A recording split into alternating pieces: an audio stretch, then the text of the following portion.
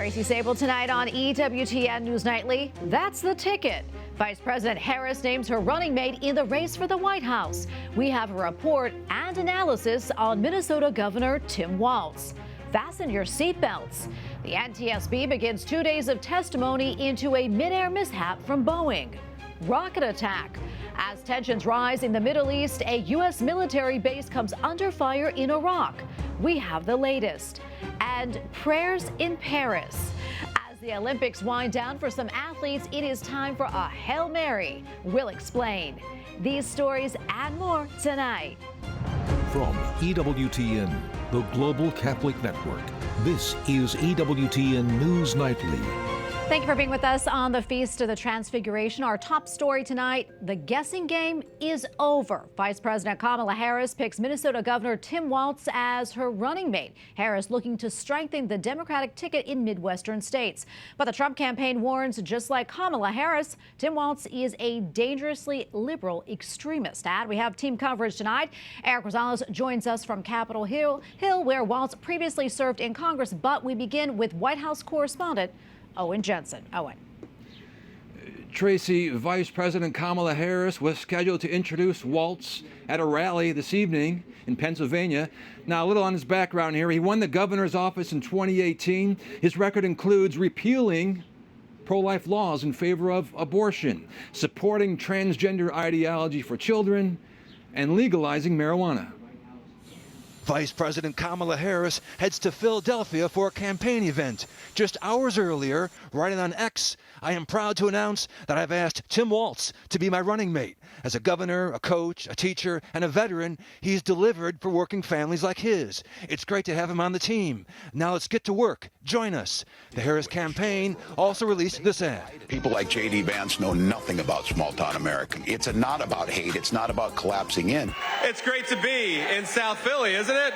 Meanwhile, Donald Trump's running mate, J.D. Vance, also in Pennsylvania today, slams Harris and Waltz, calling Waltz a far-left radical, and adding this. But I think that what Tim Walz's selection says is that Kamala Harris has bent the knee to the far left of her party, which is what she always does. And the Trump campaign quick to release this ad. Tim Walz will be a rubber stamp for Kamala's dangerously liberal agenda, like allowing convicted felons to walk free, embracing anti-American Green New Deal policies, and giving up control of our southern border to criminal aliens and violent drug cartels. Groups like SBA Pro-Life America also blasting Harris and Waltz, saying they make up the most pro-abortion presidential ticket America has ever seen. We have to be a nation that trusts women. Back in March, Vice President Harris joined Waltz at an abortion facility in Minnesota. What we want is to put back in place the protections that the Supreme Court took away, which is to codify, put into law, the protections of Roe v. Wade. Now, late Monday, Vice President Harris formally secured the Democratic presidential nomination, becoming the first woman of color to lead a major party ticket. Now, Waltz, he's 60 years old. He's a military veteran who served 24 years in the Army National Guard. At the White House, Owen Jensen, EWTN News Nightly. Vice President Kamala Harris's choice of Minnesota Governor Tim Walz to be her running mate has direct ties to Capitol Hill. He served in the U.S. House for 12 years before stepping aside in 2019 to become governor of the state. Capitol Hill correspondent Eric Rosales continues our team coverage and joins us now with reaction from lawmakers. Eric. Well, good evening, Tracy. Yes, minutes after the vice president announced Governor Walz as her pick, Republicans were putting out statements labeling him as radical and claiming the Democratic team is the most far-left ticket in history. Republican Senator Lindsey Graham says that they are dangerous for American families and the U.S. economy. God knows our country needs to change direction. There is no hope for this country if she gets to be president of the United States. She's proven time and time again she has bad judgment on things that really matter to the average person. Florida Senator Rick Scott said in a statement, quote, today's pick of Tim Walz as the Democrat vice president nominee solidifies the most radical ticket in U.S. history. Kamala Harris and Walz believe in a Green New Deal, open border, defunding the police, letting children change their gender without their parents knowing, and destroying the middle class. The Republican-led House Judiciary Committee simply posted a picture of downtown Minneapolis burning following the death of George Floyd in police custody with the caption, quote, Minnesota 2020. And Congresswoman Anna Paulina Luna posted Tim Walz let Minneapolis burn with over $500 million in damages and 1,500 properties destroyed. Kamala Harris bailed out the protesters responsible, leaving many small businesses in ashes as they were battling the pandemic. This is the leadership they offer America? Minnesota Republican Congressman Pete Stauber, a Catholic, also spoke out. He's not pro-family. He is not pro-family. As Catholics, we are pro-family. In Minnesota, Governor Walz signed legislation that to terminate a beautiful baby made in the image of God in the 8th month, 29th day, 11th hour, and 59th minute, to rip that baby out of her womb, paid for by the taxpayers. As lawmakers were speaking out, the Republican-backed research groups were putting out videos of Governor Walz signing bills backing transgender rights for kids and driver's licenses for all, including illegal migrants. On the other side, Democrats came to his defense. House Minority Leader Hakeem Jeffries posted, Kamala Harris and Tim Walz will lead America into a bright future for everyone. Onward. Minnesota Senator Amy Klobuchar praised her home state governor. He united people, he brought people together, and he took on tough things in his incredibly optimistic way. And that's what Kamala Harris is going to be getting in a running mate. Well, as you can tell, there's very much a sharp divide between the two candidates and the two parties. Vice President Harris is hoping that he'll continue to make the grade with voters. Time will tell. At the Capitol, Eric Rosales, EWTN News Nightly. All right, for more, let's bring in Tom Bevan, president of Real Clear Politics. Tom, good to have you on again. Before we talk about Vice President Harris's pick, Tim Walz, let's talk about who she didn't choose. Pennsylvania Governor Josh Shapiro. I think a lot of people had their money on him, especially when it was announced that Harris was going to be in Pennsylvania today. Your thoughts? Yeah, and there was that leaked video that from the mayor a few days ago, which really set people buzzing. Everyone thought that Josh Shapiro was going to be the next Kamala's pick. I mean, Pennsylvania is a critical state. There was a reporting, though, that Shapiro's meeting with Harris didn't go well and that he didn't feel comfortable and called her and sort of took himself out of the running at the last minute. And we saw that happen with Roy Cooper in North Carolina. Mark Kelly was another one who was on that short list but didn't get the nod. And so Tim Walz, in some ways, was the last man standing here. And clearly, I think the campaign decided that they're going to try and, shore up the blue wall in the upper Midwest, but they're going to do it with Tim Walz from Minnesota as opposed to Josh Shapiro from Pennsylvania. Yeah, and let's talk about Tim Walz now. A survey conducted in May by local TV station KSTP and Survey USA found that 54% of voters polled approved of his performance as governor at the time. However, a recent NPR PBS Marist poll found that 71% of people, Tom, had never even heard of the now vice president nominee. So that being said, how important is name recognition, and does it matter when it comes to being a VP? Well, listen, I mean, he is a relative unknown. In some ways, this is like when John McCain picked Sarah Palin. I mean, a lot of people, even within the Republican Party, hadn't heard of her. I suspect there are a lot of Democrats, and that's why the race is really on to frame him, right? Republicans are trying to frame him as a far-left radical. Kamala Harris, the Democrats want to frame him as sort of this, centrist Midwestern aw shucks guy who, as he said, was a school teacher and was in the Army Reserves, et cetera. And so that's why there's going to be a furious effort to try and, frame him one way or the other over the next couple of weeks, because that will be most people's first impression of him. Yeah, Tom, about a minute left or so. But, I mean, what do you think of Tim Walz? Do you think he was a smart pick for Harris? And how do you think the Harris-Walz ticket will resonate with voters? Great question. Time will tell. It's an interesting pick. I mean, in some ways, he does have this sort of working class, patina to him. And certainly he and J.D. Vance are going to argue about who's more working class and who's better for the working class in those upper Midwestern states. But he also has a pretty far left record. I mean, all of the progressives in the party, Bernie Sanders, Ilhan Omar, Jamal Bowman, they were all pushing for Tim Walz to be the pick. So there's plenty of ammunition there for Republicans on his record, which is pretty far left. But at the same time, he did win re-election in 2022 by 8 points, and he's an able campaigner. And so I think it'll be an interesting pick to see how this pick resonates with voters in Michigan, with voters in Wisconsin, which are the two states that they're really targeting right now. Yeah, final thoughts.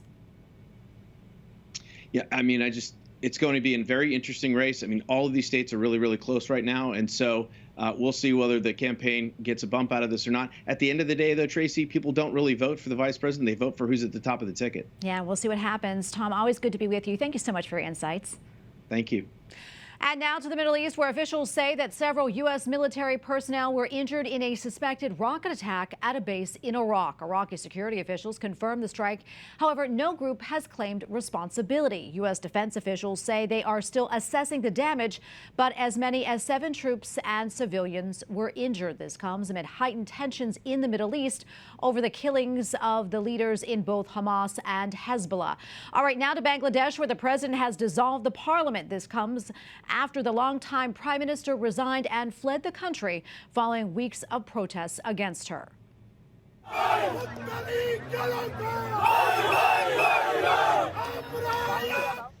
Bangladeshis at home and abroad are celebrating the prime minister's decision. Today, the capital is mostly calm with no reports of violence. Nobel laureate Muhammad Yunus will be the South Asian country's interim leader. And we have a lot more still to come here on EWTN News Nightly, including a bumpy ride. Boeing faces questioning on airplane safety during a public hearing with the NTSB. We have reaction. And Pope Francis delivers a message to young people attending an annual festival in Bosnia.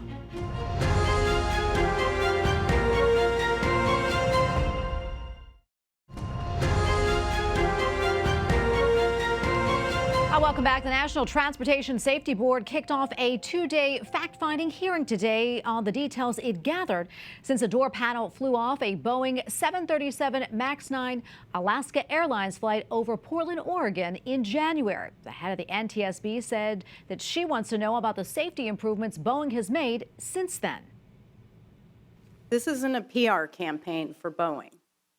What we want to know is what happened in March, April, May, June, July, August, September, leading up to this, leading up to what happened in January. The door panel blowout played a significant role in Boeing's $1.4 billion loss last quarter and led to the resignation of CEO Dave Calhoun. Kelly Ortberg, Boeing's new president and CEO, starts this week. And joining us now is Captain Shem Malquist. He is a visiting instructor at the Florida Institute of Technology and an active current B777 captain, as well as an air safety and accident instructor. Shem, good to be with you again. I know you've been watching this hearing all day. What stood out to you? Well, a couple of things surprised me, and quite a bit did not. Of course, Boeing outlined a lot of the improvements they made and highlighted some of the way that they had essentially let processes go, in prior years, which are largely fixed. A huge area that really applies here is what's called quality assurance, or making sure that what you're doing in your manufacturing and your methods is what you're actually doing. And one of the things that jumped out to me, just based on system theoretical methods of looking at accidents and safety analysis, is that they seem to have really lacked a lot of documentation in terms of what their expectations were, what their assumptions were, and making sure that those assumptions and expectations actually occurred. I was slightly concerned to hear that they were touting the lean management method as one of the ways to combat this. Lean is essentially a failure chain approach, It's maybe not a bad thing for improving customer service, but I'm not sure it has a place in safety improvement. It's really a different kind of system, not designed for safety improvement at all.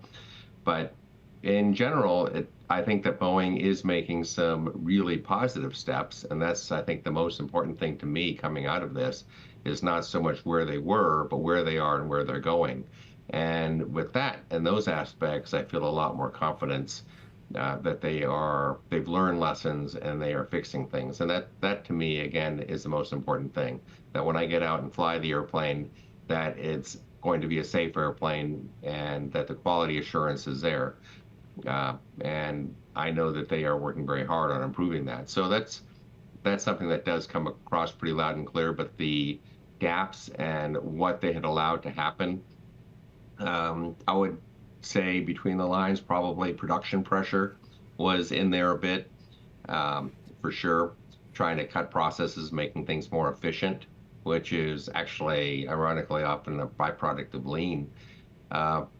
They are improving things, and the way things were, though, I mean, they certainly had left some pretty significant gaps in their systems and their processes that opened the door for this kind of event to occur. Shem, almost at a time here, but Boeing's new CEO takes over this week. What can you tell us about Kelly Ortberg? What more do you know about him, and how do you think he will fit into Boeing and maybe turn things around? Well, I think I think the industry is looking at him in a very positive light. I mean, he comes from a very good background, strong engineering background. His decision to be in Seattle and being closer to production is an absolute right decision.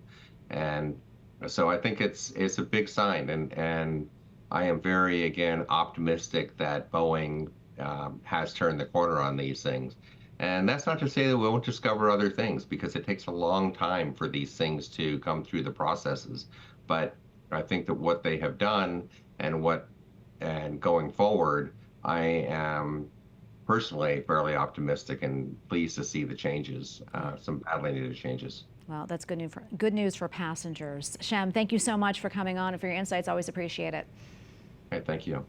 Up next on EWTN News Nightly, win a golden medal with the Rosary Olympics. Learn about an app for praying the rosary that has special initiatives for the Olympics. Plus, why Pope Francis is calling teenagers to be authentic disciples at the Medjugorje Youth Festival.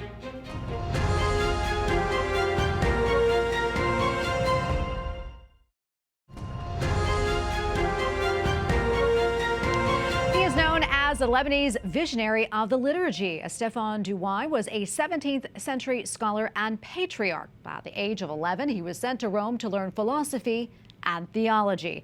By age 14, he was almost completely blind. Through the intercession of the Blessed Virgin, he regained his vision, then returned to Lebanon and was elected leader of the Maronite Church. He died in 1704, and last week, before thousands of people in Lebanon, he was beatified. EWTN's Margarita Kalassi was there. Here in Kirkuk, Lebanon, I am surrounded by thousands of people, all here for the historic beatification of Patriarch Estephan El Douaihy. This is a momentous occasion for Maronites worldwide.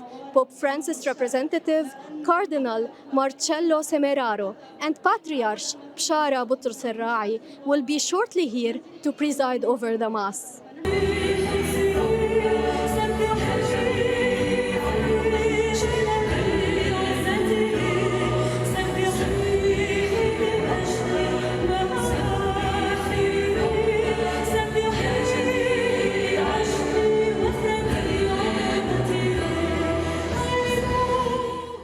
I came from a village called Fatah from Mount Lebanon. How I feel more than happy just seeing more than 13,000 people practicing our faith and celebrating our Maronite Church. It's a big feeling. I came from the hometown of Patriarch Estephan El Douaihy. I'm really happy to be here today. I think it's a really amazing experience and it's just like once in a lifetime. As this celebration takes place at the Episcopal See of the Maronite Catholic Patriarchate of Antioch, the Vatican's beatification ceremony for the first Maronite Patriarch is happening simultaneously. I came from Ehden Zgharta, the hometown of Patriarch Estephan El Douaihy, and we are here, thousands of people, proud of this glorious moment, this historical moment after 400 years, 394 years of his birth. We are very proud that this is happening, and this is happening for Lebanon and for this whole world. Turkey unveiled the portrait of the newly beatified Patriarch Douaihy as the bells rang joyfully. Bishops carried the sacred relics of the blessed in a solemn procession, while incense was rising around them.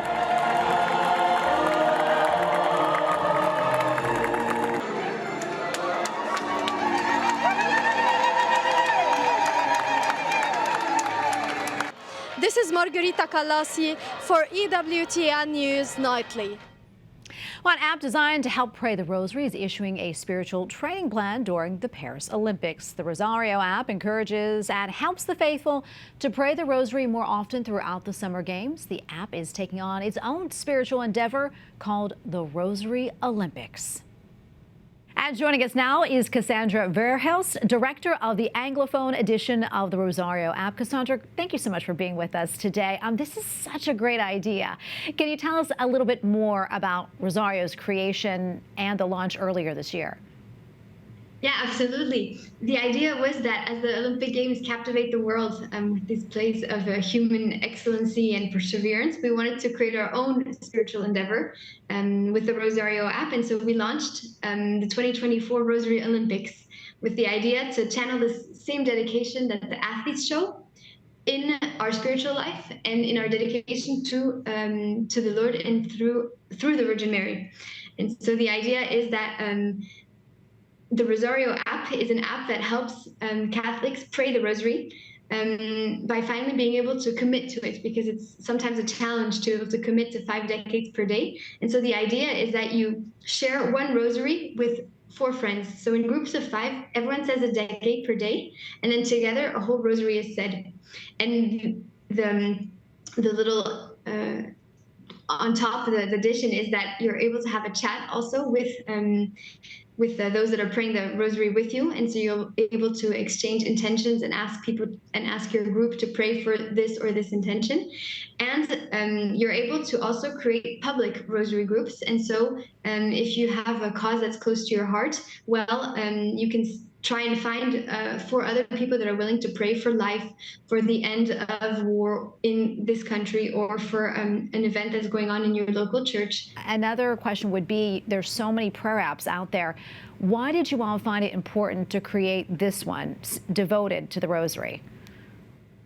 Because the thing is that the cross is top to bottom, but also side to side. And so this idea of community, of praying together, is so important. And praying with the communion of saints and praying as a team, kind of like at the Olympics at the moment, is so powerful and can help you really be committed to your prayer and dedicated to your prayer, and to see that you're not alone in praying, and that people are counting on you to also pray for a particular intention. And so the idea of doing this on an app together is to provide the platform so that people can pray easily together. Yeah, and it gives us a sense of community too, which is wonderful. I understand there's some pretty cool Rosario initiatives around the Olympics specifically. Can you quickly tell us about that? Yeah, absolutely. The idea that for the 2024 Olympics is that we, like the athletes, practice to become better and intensify along the games our prayer life. And so we start with 1 decade a day, then 2 decades a day, 3, 4, and 5, so that by the end of the Olympics, we become athletes of the Virgin ourselves and have picked up the habit of saying 5 decades per day, still 1 Rosary. Cassandra, thank you so much for coming on and telling us all about this. Before I let you go quickly, where can people find the app?